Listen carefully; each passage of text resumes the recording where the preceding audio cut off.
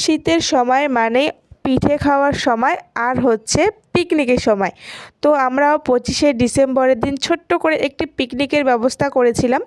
তার মধ্যে আমরা কয়েকজনই ছিলাম, বেশি লোক ছিল না, যার জন্য আমাদের বাজেটটাও কম ছিল। সেই জন্য আমরা একটা হোম থিয়েটারই মানে বাজানো হয়েছে হোম থিয়েটার। তো এই দেখো এখানে বাঁধাকপি আর যা যা সবজি ছিল সব ফার্স্টে কেটে নিচ্ছে। তো আমরা না প্ল্যান করেছিলাম অল্প একটু শিক কাবাব করব, যার জন্য এই দেখো এখানে প্রস্তুতি চলছে। তোমার হচ্ছে অনেক কিছু দিয়ে এটা মেরিনেট করা হয়েছিল, সেটা আমি নেক্সট ভিডিওতে তোমাদের সঙ্গে শেয়ার করব। আর এটা কি বলো তো, আমাদের কাছে না বাটার মতন কোনো অপশান ছিল না, তার জন্যই আদা আর রসুন এইভাবে পেস্ট করে আমরা দিয়ে দিয়েছি। মানে এটাই তো পিকনিকের মজা বলো, সব কিছু যদি বাড়ির মতন থাকে তাহলে আর পিকনিকের মজাটাই বা কী হলো।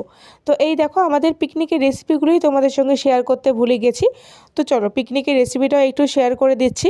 ফার্স্টে ছিল বাঁধাকপি, তারপর ছিল চিকেন কষা, আর ছিল ধনিয়া পাতা আর বাঁধাকপির বড়া।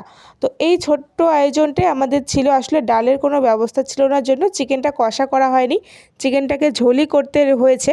তো বেশি একটা ঝোল করিনি, আবার কষাও না, মোটামুটি করেছিলাম। লাস্টে দেখাচ্ছি তোমাদেরকে ফাইনাল রেজাল্টটা। এই দেখো বড়া ভাজা হচ্ছে। তো এখন সবাই আমরা খেতে বসে পড়েছিলাম।